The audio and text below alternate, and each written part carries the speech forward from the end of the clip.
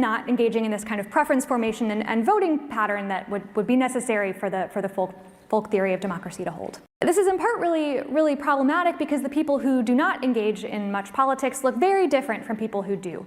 The people who are the most active and engaged in politics tend to be more extreme than the people who are not. Here, for example, is some data from Pew.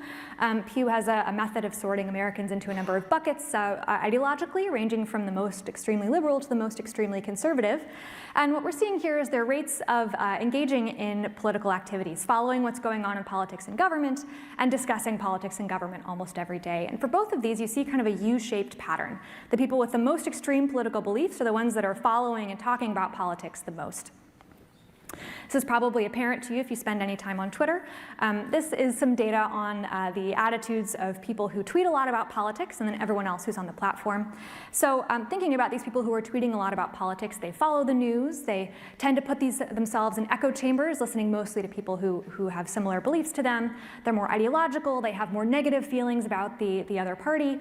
And for people who do not spend a lot of time tweeting about politics, these things just are not nearly as true. So to the extent that this is the political conversation, the people that are part of it are very, very different from the people who are not. So I'm looking at Fox News right now. It's complaining that the Manhattan District Attorney Alvin Bragg has destroyed his office's credibility. Well, for as long as Bragg has been in office, he has declined to seriously prosecute those committing criminal violence.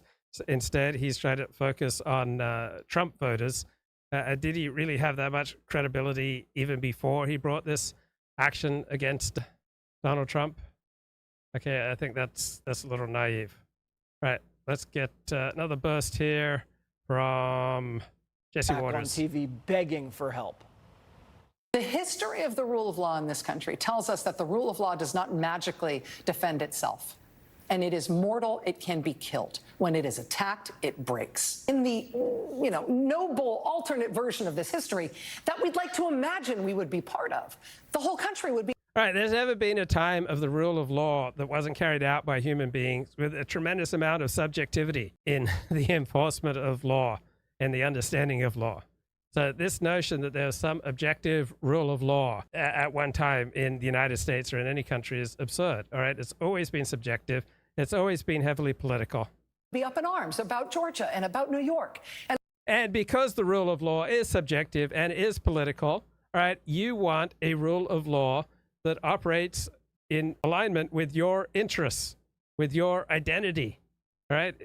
It's incredibly naive to just be at ease with offloading the rule of law to objective experts, right?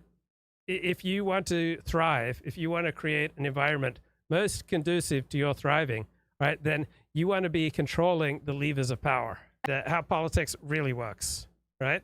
It doesn't run primarily along lines of principles and policies and ideology. Politics instead runs along lines of identity and interests. Even though they all, in some sense have equal standing in the electorate. So setting aside the people who are not engaging in the political process at all, there are still challenges to the notion that the people who are engaging are forming meaningful policy preferences.